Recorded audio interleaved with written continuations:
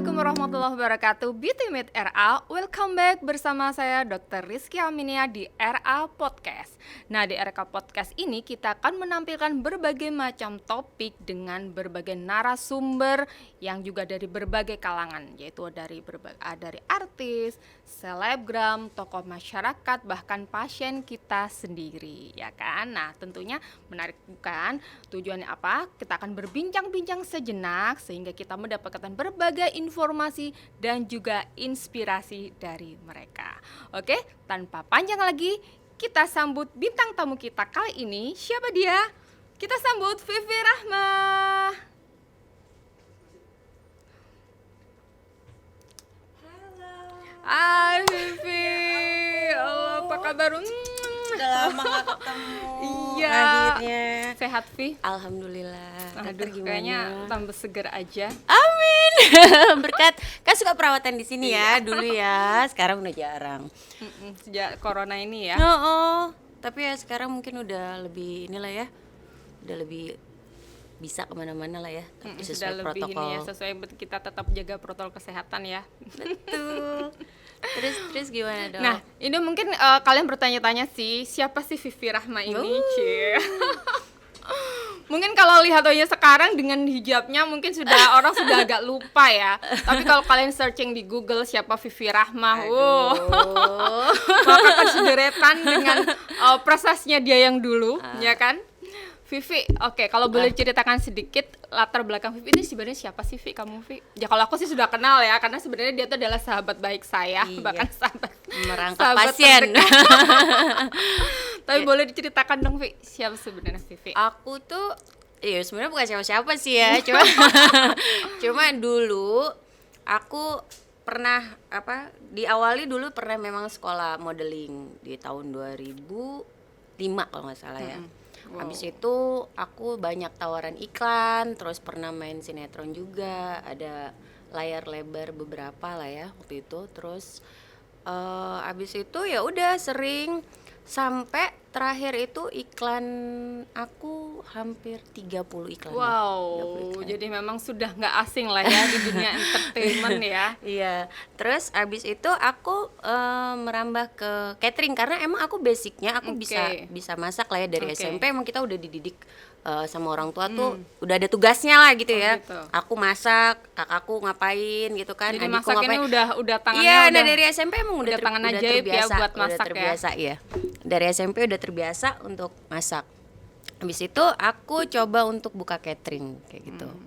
Buka catering, alhamdulillah juga rame. Habis itu ya udah terakhir aku juga sempet main properti kayak gitu-gitu ya, main properti, terus juga kerja untuk yang marketing juga pernah menawarkan berbagai produk lah pokoknya.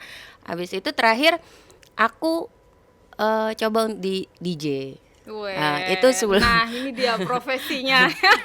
Di DJ itu yang terakhir aku starting tahun 2010. Kemudian sampai tahun pokoknya 2 tahun belakangan aku udah mulai hijrah. Udah mulai hijrah, jadi aku udah stop di situ. Udah stop ya. Padahal aku di saat aku stop memang namaku udah naik gitu kan. Sampai orang menyayangkan orang-orang klub apa segala macam. Lah, lu yakin dengan keputusan lo?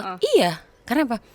Nggak tahu, gue udah ngerasa capek, terus gue juga udah nggak nyaman dengan pakaian yang terbuka gitu kan, aku bilangnya. Terus aku juga kayaknya kok mulai malu gitu kan, apalagi memang sebelumnya kan aku pernah umroh lah 2 kali gitu kan, terus kayak disindir-sindir sama orang tua gitu. Percuma dong ya udah umroh 2 kali pakaiannya masih ketat-ketat, masih pakai celana pendek kayak gitu-gitu. Jadi di situ kayak ada semacam pukulan juga ya. Terus dengan DJ itu otomatis kan dunia malam gitu kan. Walaupun memang kita pure nyari uang di situ kan, tapi kan image orang kan nggak baik gitu kan. Walaupun itu kan penghasilannya lumayan. Aku gede seminggu kadang 4 kali main gitu kan. Tapi di situ dan bayaran per jam ya, Vi ya? Kita biasanya 1,5 jam kayak gitu kan. Kalau luar kota gitu kan. Nah itu angkanya juga udah 2 digit gitu. Kalau mau dibilang kalau misalkan mau dibilang gini, kok ngapain gitu kan, nggak sayang, nggak tahu, tiba-tiba aja aku kayak udah deh gitu kan, kayak capek deh gitu kan. Akhirnya aku memutuskan untuk karena apa, buat aku ya kita nggak munafik lah, kita butuh uang gitu ya, kita butuh materi, iya. tapi aku tidak menemukan kenyamanan gitu loh. Kenyamanan dalam arti ya aku kayak belakangan Ada sesuatu yang gelisah lah ya iya, dalam hati kita nggak kamu tahu ya. umur kita sampai kapan gitu. Aku nggak punya persiapan apa-apa. Ya walaupun sekarang aku kayak gini, aku pun belum tentu aku udah menjadi lebih baik gitu ya. Enggak, ini masih proses untuk belajar gitu kan. Tapi aku coba aja di situ. Akhirnya aku alhamdulillah walaupun sekarang istilahnya gitu ya, uang pas-pasan lah atau apa, tapi aku happy gitu loh. Aku happy ngejalanin dan hidupku sekarang lebih teratur. Kalau dulu mungkin pulang DJ subuh baru tidur, sekarang aku udah bisa untuk alhamdulillah sholat tahajud atau Alhamdulillah. subuhku selalu kayak gitulah. Emang udah berubah lah Sudah polanya. banyak berubah Iya, lah ya. kayak Tapi gitu. nggak mudah dong Vi, dari perubahan kamu menjadi kamu seorang DJ ternama kalau nggak salah ya. Dan DJ terbaik di Indonesia ya, urutan keberapa Vi? Urutan keberapa ya aku lupa, pokoknya ya masih puluhan lah gitu ya. Heeh. Kemudian dari seorang DJ yang ternama di Indonesia, kemudian kamu banting setir ya, langsung banting-banting sekarang bisnis catering ya. Ya, catering masih, sekarang juga aku ada bisnis baru buka Wah. lagi, aku bikin kayak IO tapi untuk dekorasi wedding. Itu baru starting sih. Tuh. Jadi memang Vivi ini bakatnya itu banyak banget, dia multi talented banget ya kan. Selain bisa masak, dia juga pengusaha. Pokoknya saya kenal dia sih, memang dia apapun semua dikerjain ya, Vi ya. Alhamdulillah. Dan memang multi talented banget, luar biasa. Karena aku Vi. berpikir gini, kenapa orang lain bisa aku enggak gitu kan. Jadi apapun sebenarnya kita bisa melakukan hal Oke. itu gitu kan. Siapapun asal ada kemauan dan kita rajin gitu. Kita menekuni aja jalur itu. Tuh, Gitu. apapun semua sebenarnya kita bisa Iya. ya melakukannya ya. Benar. Terbukti Tergantung ya. niat. Ya, Jadi benar. kita istilahnya main sinetron udah, main film udah, ini dua sekarang Semua merambah lagi dunia usaha gitu. Istilahnya ternyata semuanya bisa gitu Semua ya. bisa. Asalkan kita Punya kemauan ya kan, kita niat kita pokoknya yang penting niatnya. Kenapa harus bisa gitu kan, ya bisa, pokoknya gimana nih caranya gitu kan, cari aja caranya, pasti bisa gitu. Makanya alhamdulillah sih apa yang aku jalanin, alhamdulillah semuanya ya aku bisa gitu, aku mampu gitu. luar biasa. Nah, Vi, kan kamu dulu kan udah cerita nih tadi, kamu dulu sudah malang melintang ya, baik di film, di sinetron, iklan dan lain sebagainya gitu. Tentu dunia kemarin itu sangat-sangat apalagi kan kamu harus make up tebal, kemudian sinar lampu dan itu seharian dan berhari-hari bahkan ya kan. Ya kan terutama make up-nya. Nah, pasti ada terjadi sesuatu dong dengan kulit wajah kamu ya kan. Banyak perubahan Iya yang kan? memang harus diperbaiki. Usia berapa sekarang, Vivi? Aduh, berapa ya? Udah cukup lumayan banyak Sudah. lah ya. Nah, dengan berbagai macam perlakuan yang ada di kulit kamu, pasti sekian tahun itu kamu pasti ada sekali banyak perubahan. Ada keluhan nggak sekarang ini untuk sekarang Banyak ini? banget keluhan, makanya aku datang ke sini nih Wah, dok, ya kan. heeh. Di usia-usia aku ini mungkin gini, kita kalau udah mau memasuki kita memang udah kepala 3 nih ya, waduh sudah ketahuan ya. Terus mau mendekati lagi ke step selanjutnya itu pasti udah banyak perubahan kan. Makanya aku tuh mulai kayak ngerasa pipiku mulai turun ya kan. Terus udah mulai ada kerutan di Kerutan-kerutan sini halus ya. sini. Kemudian aku sih kayaknya problem banget dengan ini aja sih, kayak perlu pengencangan. Dan kayaknya udah semakin berumur tuh semakin ada aja gitu ya dok, kayak masalahnya ya. Iya sih. Kira-kira apa ya ini yang Oke. Jadi memang setelah kita memasuki usia ke-30 tahun itu memang mulai terjadi proses aging ya kan, proses penuaan di mana kolagen kita udah mulai turun, kemudian asam hyaluronat udah mulai turun. Nah, sehingga memang diperlukan treatment khusus yang fungsinya menunjang atau menunda terjadinya penuaan tersebut. oh gitu. Iya. Itu Jadi treatment emang itu diapain? ada banyak sih sebenarnya. Iya, Cuma iya. mungkin kalau aku evaluasi dari Vivi ya, pertama Vivi udah mulai kering ya kulitnya. Iya. Nah anehnya walaupun kering tapi aku tuh masih suka Si berjerawat, itu kenapa ya? berjerawat ya. Itu Kalau faktor- jerawat biasanya juga faktor kebersihan ya kan, mungkin kadang-kadang kamu pulang dari aktivitas langsung tidur dan lain sebagainya, kurang membersihkan secara bersih. Kalau kering karena memang kurang pelembab juga, Oh, istilahnya kurang oke. nutrisi yang cukup. Selain itu juga memang faktor usia, penuaan itu mau nggak mau asam hyaluronat dalam kulit kamu udah mulai turun sedikit. Oh, jadi Gitu. bagusnya di apa ini dok? Nah, untuk memang treatment untuk anti aging kita itu ada banyak, ada beberapa gitu. Misalnya untuk di treat lift atau tarik benang. Jadi treat lift, yuk kita tarik wajah sakit kita dengan benang yang tujuannya selain untuk mengencangkan apa yang sudah mulai kendor, dia juga berfungsi untuk merangsang kolagen. Jadi kolagennya itu dirangsang kembali, ditumbuhkan kembali. Itu dia jangka waktunya bisa berapa lama tuh bertahan? Macam-macam sih, biasanya dia efektif sampai di 6 bulan. Setelah 6 bulan dia mengalami proses penurunan sampai di 1 tahun. Oh, jadi memang harus di touch up kembali. Oke. Gitu. Kalau botox juga sama gitu? Botox itu dia fungsinya untuk mengurangi kerutan. Jadi mengurangi kerutan pada wajah, di mana memang kalau sebenarnya kalau kerutan itu tidak hanya faktor usia, memang sih semakin usia juga kerutan-kerutan itu banyak terjadi. Tetapi kadang-kadang di usia muda pun tidak menutup kemungkinan kerutan itu terjadi, karena kalau kerutan itu kan faktor kebiasaan. Misalnya orang-orang yang sering mengernyitkan begini atau dahinya sering dinikan, nah itu biasanya kerutan cepat terjadi. Nah, botox fungsinya untuk mengurangi adanya kerutan-kerutan tersebut. Oh, jadi gitu, cuma mengurangi tapi tidak mengencangkan gitu ya? Kurang begitu, karena cara kerjanya beda.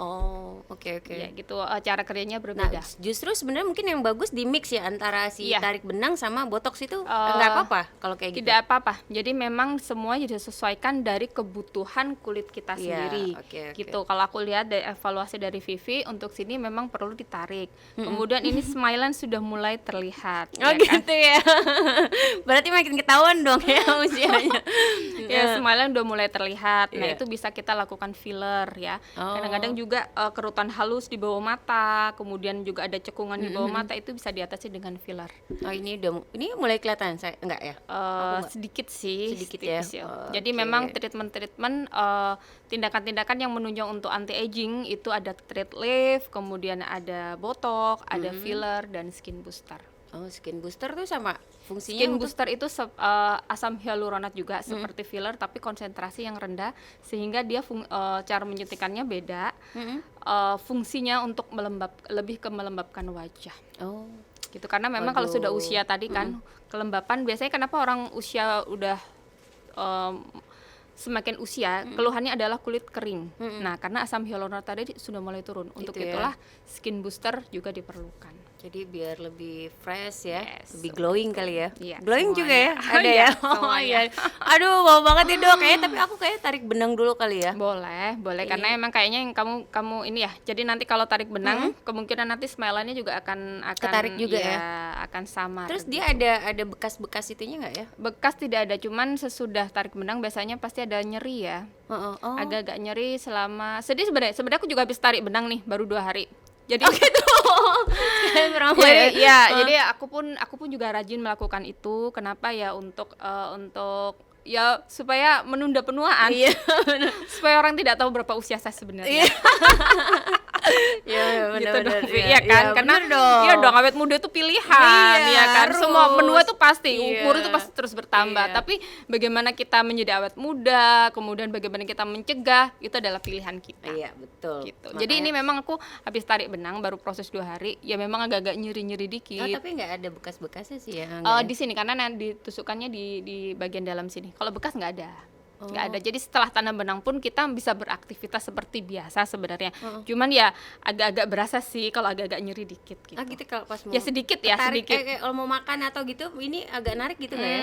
Enggak Sebenarnya enggak, cuman memang kita agak terbatas aja. Maksudnya kita makanannya dijaga gitu sudah. Maksudnya kita tetap jangan makan keras-keras ya gitu. Berarti kalau kayak gitu habis itu nggak boleh juga ya seminggu kemudian, atau kita mau totok wajah itu nggak bisa? Kalau totok kan masih nyeri, nggak mungkin. Jadi nggak boleh dulu memang ya. Oke. Jadi kan masih nyeri kan nggak mungkin kita pegang-pegang. Ini aja dipegang begini sebenarnya masih agak-agak nyeri sih. Emang tapi hasilnya iya cantik itu emang sakit ya. Sakit. Aduh, gimana dong ya, tapi hasilnya ibaratnya tuh ya memang kita perlukan ya ibaratnya seperti itu gitu. Bismillah ya Dok, semoga aku ada deg-degan juga nih, aduh ditarik. Baru pertama kali ya? Sebenarnya sih dulu pernah, waktu pertama-tama tarik benang ada tuh ya, tapi aku nggak tahu deh metodenya tuh. Yang pertama dulu tuh aku sama dokter siapa, dokter Tugu kalau nggak salah. Jadi dia bikin kayak lubang di sini, kemudian kayak dibikin simpul gitu kan. Itu jarumnya gede banget gitu perasaan ya. Itu emang aku udah lama banget tuh, tahun berapa gitu. Jadi udah lupa gitu rasanya. Berapa tahun yang lalu? 5 tahun? Lebih deh kayaknya.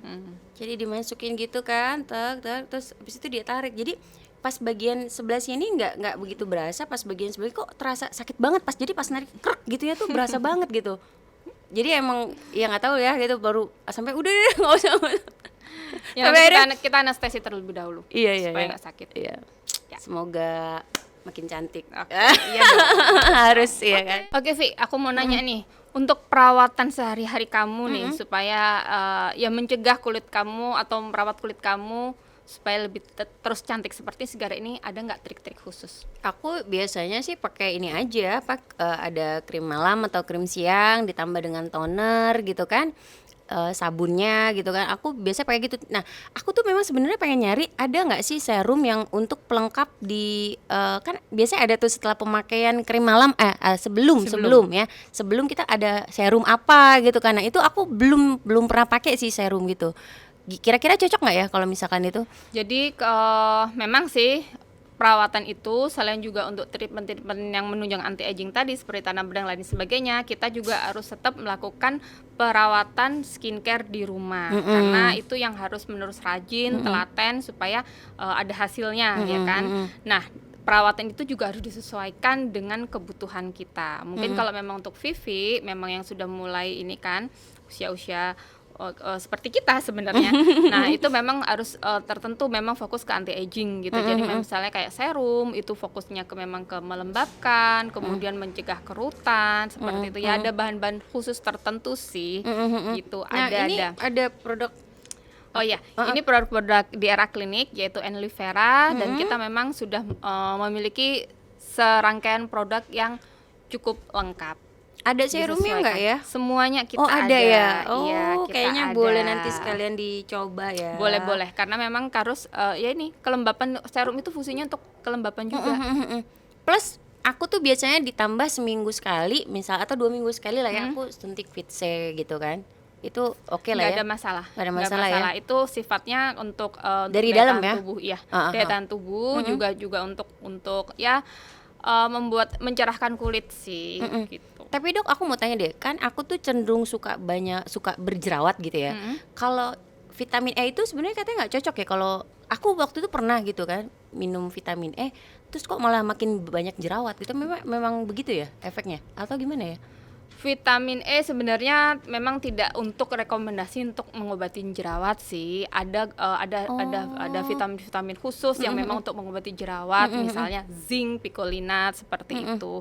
Dan juga semuanya itu harus disesuaikan dengan apa ya, dengan kondisi kulit pasien masing-masing. Jadi ini kayak Vivi nih, ibaratnya kan kulitnya jerawat tapi kok kering. Nah, kita jangan langsung hajar jerawatnya gitu. Nanti yang ada kita pakai bahan-bahan yang untuk akne, yang ada malah semakin kering. Tapi bagaimana kita kelembapannya terjaga, jerawatnya terobatin. Oh gitu, benar-benar. Jadi benar-benar iya. kelembapan kulit itu nomor 1 juga, ya kan. Jangan semua fokus ke jerawatnya, hajar terus jerawatnya sehingga nanti yang ada kok kering gitu ya. Iya, Tapi jadi kering. ya kelembapannya juga, skin barrier-nya dibenahin, jerawatnya juga diobatin sehingga kulitnya jadi banyak maksimal. banget ilmu hari ini yang aku dapat ya kan buat kecantikan. Jadi tahu lah minimal kita memang harus mengerti ya dok ya. Itu dia. Dan Makasih merawat banyak. yang tepat sesuai Betul. dengan kebutuhan kulit kita. Nah, itu tadi perbincangan seru kita bersama narasumber kita hari ini yaitu Vivi Rahma. Dan jika kamu suka dengan konten kita kali ini, jangan lupa untuk like, dan jika kamu ingin kita membahas satu topik atau topik apapun yang ingin menarik, jangan lupa komen di bawah ini. Dan jangan lupa subscribe di channel YouTube RA Klinik Pamulang dan follow Instagram kita di @RA-Klinik. Sampai ketemu di konten kita berikutnya. Dadah. Terima kasih. Assalamualaikum warahmatullahi wabarakatuh.